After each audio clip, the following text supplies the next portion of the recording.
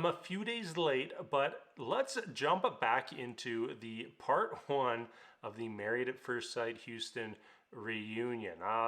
Quite a bit to talk about from the reunion. So as always, we'll run through couple by couple, starting with Zack and Michaela. This was a setup. This was an absolute setup designed to make Zack look like an idiot, and it succeeded. Michaela got her way. I don't know what exactly went down here, like if Married at First Sight was regretting how they portrayed Michaela through the big fight and maybe thought it would reflect poorly on them having her and that massive explosion, you know, where she was on the verge of starting with some violence. You know, there are rumors, not confirmed as far as I know, that she pushed Zack behind closed doors during that fight, which we never saw. And now all of a sudden, you know, Married at First Sight seems like they're absolutely kissing Michaela's ass because they did everything exactly as she wanted on part one of our reunion. You know, she gets to go out and answer questions by herself while Zack is left backstage absolutely fuming because he doesn't get to defend himself. He gets no say in anything that's going down here. He's sitting back there stewing, and you know, who's telling the truth and who's lying? We don't know. You know, my bet would be on Zack, you know, just based on what we saw in the season. You know, Zack may have been wishy-washy about what he wanted, but Michaela was the root of the problems for this relationship. And, you know, Zack basically said, hey, just match me with a nice girl. Don't match me with somebody with an explosive behavior or toxic behavior. And of course, in Married at First Sight fashion, they gave him the exact opposite of what he was looking for. So back to the reunion, you know, Michaela gets her say. Zack's just stuck in the back room. You know, we basically just get like a reaction cam of Zack. No chance for him to defend himself at all whatsoever. Finally, he gets to come out and talk to Kevin. He, you know, at this point, he's already fuming. He's already flustered. He can't answer these questions that Kevin is throwing at him. He looks like an absolute idiot. And, you know, 3 or 4 questions come out of Kevin's mouth, and sure enough, Michaela storms out to join the fray. You know, she got what she wanted out of this reunion, and that was to try and humiliate Zack. And Married at First Sight, they played right along with it. You know, why not give Zack the fair shot that Michaela got? You know, even better, have Michaela do her thing. Don't even let Zack watch. Don't even have him watching what she says. And then, you know, he's not all heated when he comes out. He comes out, answers his question, and everyone carries off on their way. Yeah, shockingly, this couple did not work out. Apparently, they saw each other a few times afterwards, but I think we all knew it wasn't going to work out. Interested to see what goes down on Wednesday night. My guess is that there's not much time between the Michaela sitting down in the interview and Zack walking out. I don't think we're going to get a big fireworks show there, but regardless, it should be interesting to see how things play out. Next up, let's jump over to Mirla and Gil. This one, you know, seeing some mixed reviews. You know, people saying that Mirla was totally justified doing what she did. Other people saying it's ridiculous. And you know, I'm more on the side of what happened post decision day. It just shouldn't have happened. It shouldn't have got to that place, you know. So Mirla and Gil, they said yes on decision day. Then 2 weeks later, Mirla wakes up one morning and informs Gil that she's not attracted to him, and you know, never was at any point during the process. That's sort of how things went down. I'm sure there's a lot more to it than that, but that is the simple version. They're not virgins now. Apparently, they slept before decision day. Now, my big issues here is, why say yes on decision day? She doesn't just wake up one morning 2 weeks later and not be attracted to Gil. I totally understand her having reasons and having very valid reasons for not wanting to be married to Gil. He comes on a little bit too hard, comes at her a little bit too hard, really bringing her down in a lot of situations, not letting her be herself. I totally get that. I totally think that that's valid reasons for them not to stay together, but it should have never got past decision day. For someone who was very adamant that they were not in love, Mirla definitely gave the vibe on decision day that she was very much in love. And on top of that, came out that they did consummate their marriage before the end of the season. Why would you do that with someone you're just flat out not attracted to?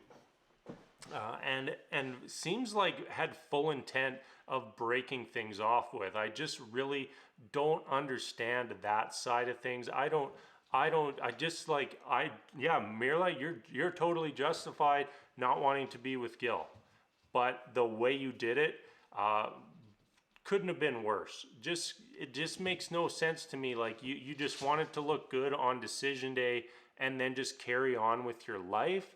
Why not just break up? Just break up and move on. You and your little F-boy Johnny, you can ride off into the sunset, because no one's going to give a crap about you after this is all done. Who should we talk about next? Johnny and Bao. I'd love to talk about them, but they weren't on part one of the reunion. Very, very interested to see how that all goes down. Johnny is absolutely one of the worst husbands in the history of Married at First Sight. I'd put him up there alongside men like Chris and Luke. Maybe not quite on those two their level, but he'd be on the level right below. Absolutely awful. And I really just don't see why anyone who watched Johnny on this season would ever want to have anything to do with him again. Not even just like a relationship. I'm talking about friends, family, like his behavior. Like, you just don't want that in your life. You don't want to be associated with someone who treats people and says to people the things that Johnny did. We got more couples. Ryan and Brett, they are the blandest, most boring couple of the season. They, like, even their drama ends up not being that interesting. We ended the season with the drama of Ryan being on a dating app before the end of the season, only to get to decision day and find out that Brett had exchanged numbers and possibly pursued some degree of a relationship with someone else during the season. And it just kind of like, it got brought up and then just kind of got swept away under the rug. Like, nobody really cared. Like, even their biggest drama, like, you think if that's somebody else, like, if it comes out that Rachel was getting some digits during the season, that there wouldn't have been a massive blowout on the reunion between Jose and Rachel. Absolutely it would have. But here we are. It's Brett and Ryan. All this stuff goes down and it's just like, yeah, whatever. Next couple. Who is our last couple? Rachel and Jose.